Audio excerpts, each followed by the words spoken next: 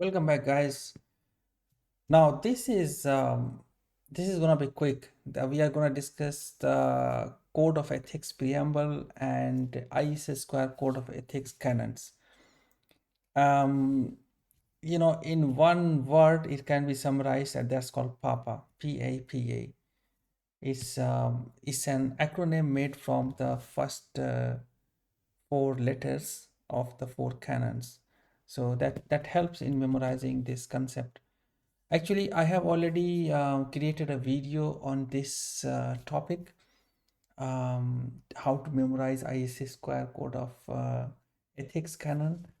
I will refer that video in this channel, and I will show you basically how it looks like and where it is. So, so on my channel, you will see that there is a playlist called CISSP Made Easy, right? So this is my channel, and here if you go down, so you will see uploads and then multiple playlist, and in multiple playlists you have this a specific playlist which is called CISSP Made Easy. You go in there and you will see the first video, CISSP Made Easy episode 1. Actually, I was at that time trying to make a series, CISSP Made Easy. I started it, but at that time I was not having a proper plan to cover the whole CISSP syllabus. So I was just doing random things. So this playlist contains some key tips and tricks and some my personal experience and some of the videos from the series as well. So few videos are very good, I think, from exams perspective. The first one, episode 1, which will help you to memorize the ISS square canon, and then you have this cryptographic mode of operations, which is very helpful for exams. How to quickly memorize EAL levels. This is episode 5, which is very good for exam. So these three videos are very good. Computer crime acts and laws, I'm gonna again explain this, but this is also very nice video where you will see the whole history on a timeline. So you can just go on this video and basically run this video through, and you will come to know that what is the technique I'm using to let you memorize this um, whole canon. So let's go to the canon first. Basically, if you see here, there are two things. One is called the ethics preamble, and other is the code of ethics canon, right? Code of ethics canon are the fundamental principles, and preamble is actually, it defines what is in there. So I'm from India. There's a place called Bihar. There's a district called Darbhanga. So I'm from Darbhanga, Bihar, India. Now I live in Australia. So if once I looked into the Constitution of India document, and I see that there is a preamble there as well, like, which says that what it country is in its ethos, right? Similarly, if you read any scripture or holy book, there is a preamble. Like in the book which I follow, Holy Quran, there is a preamble there. So it starts with a prayer which is called Surah Fatiha, and that prayer is answered in the next chapter by with the first Zalikal Kitabul La Rayba Fi, the prayer which you were asking for. This book is the answer, and there are 5 and 6 verses which defines the preamble. Yeah, it's called Alif Lam Mim Zalikal Kitabul La Rayba Fi in Arabic. Similarly, because CISSP is such an important certification, and we are gonna be part of such a noble industry where our job is to enforce the principles which we define, or which we rather derive from the principle of global humanism, and we try to enforce it with the people, process, and technology. So it's a noble work. um, it's a religion in itself, I will say. So so I see the same pattern here. We have a preamble, right? Like I have a preamble in my holy book, so there is a preamble here. And what this preamble says? The preamble says the safety and welfare of society is the first thing, and the common good. Who defines common good and who defines safety and welfare of the society varies from country to country, culture to culture, state to state, and even situation to situation. But this is the preamble, so it is the high level definition, right? So, and the common good duty to our principles and to each other requires that we adhere and be seen to adhere to the highest ethical standards of behavior. So, what are the highest ethical standards of behavior? This will come from the discussion which I did in the in the new insights of in CIA, where I talk of truthfulness, justice, fairness, integrity, personal integrity.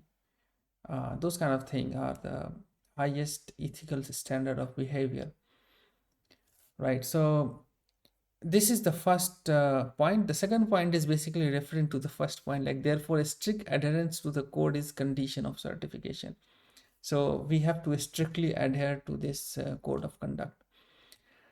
Now how far we follow it and how we do it, so that's a personal choice. Every person has different interpretation of different things, right? So what is ISC square code of ethics? ISC square code of ethics does not refer to control. This is the point which we have to make in keep in mind, and this is exam sensitive. To follow the ISS square code of ethics, you should act honorably, honestly, justly, responsibility, and legally, and protect society. So these points, like honorably, honestly, justly, responsibly, and legally, these are the fundamental key principle of of humanity. Now, this is getting embedded in the ethics canon, right? And the ethics canon is basically first is protect society, the common good, necessary public trust and confidence, and the infrastructure, right? So this talk about protection, and protection is the keyword. You have to keep this in mind. But what we are protecting, the common good. Common good is coming from where? It is coming from the preamble. If you see, the common good is coming from the preamble. Necessary public trust and confidence, and the infrastructures. Act honorably, honestly, justly, responsibly, and legally.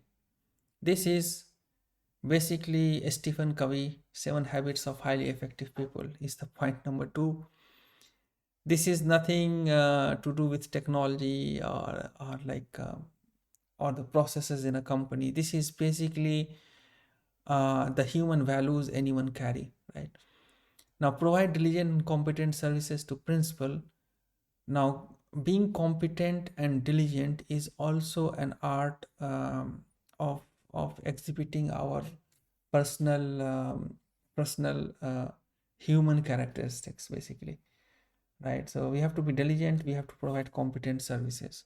So there should not be any bribery. There should not be any, lazy analysis or lazy work. So those kind of thing. Number four is advance and protect the profession. So this is something which is necessary to make this whole ecology of certification and knowledge base and the whole spirit of keeping the information security intact in its original sense. So this is point number four, right? So if at some point of time, I think this is similar to the creed of religious value we talk about when we talk religion. So every religion has got a fundamental creed, right? And that creed has to be protected. There have been many wars in past, and most of the wars were actually fought by kings, and some of the wars were fought where people actually fought for the religious creed to be safeguarded. So that is a separate good like discussion, nice history. If time permits, at some point of time I will make a video on top on that. But advance and protect the profession is basically keeping the CPU of the system, like the CPU of the whole information security certification system, cool, functioning properly. So that's this point. So, and if you look into my video which I showed to you, like on my drawing board, the CISSP made easy video, this one, you will be able to quickly memorize these points. I think it will work as a magic. Just take my word. Try to see how. Try to just see this video. It's not long. It's 6 minutes video, and you will quickly memorize these 4 terms. That's all in this video. Is there anything else? Let me just have a look. Okay, now there is one correction here. RFC 1087 is actually IAB, Internet Architecture Board, I think. Yeah, it's not IAM. So this is a typo mistake here. It talks about the unethical behavior on internet, and there are 5 unethical behavior. It's like unauthorized access, intended use of internet should be there, when we should not waste resources, we should not destroy integrity, and we should not compromise privacy. There are deep meaningful discussion we can have on these points as well, but those are not related with CISSP questions. But I have seen some question where it says that which one of the following is an unethical behavior in RFC 1087 in practice question, of course, I mean, and which one is not. So unauthorized access, intended use of internet with do not waste resources, destroying integrity, compromising privacy. So we should kind of memorize this thing. I will suggest, I think. And if you refer my video New Insights on CIA, you will see that these points actually marry to the OSI's 7 layers of security I discussed there, right? So yeah, that's all in this video. I hope you enjoyed the video. If you like this video, put a thumbs up. You can subscribe my channel and support the channel. There is a PayPal link. If you are generous enough to put some chip in some money, that will help me in building the videos and keeping up the cost of infrastructure I am using and time. And share this video with your friends who are preparing for CISSP. And yeah, best of luck, and see you in the next video. Have a nice day.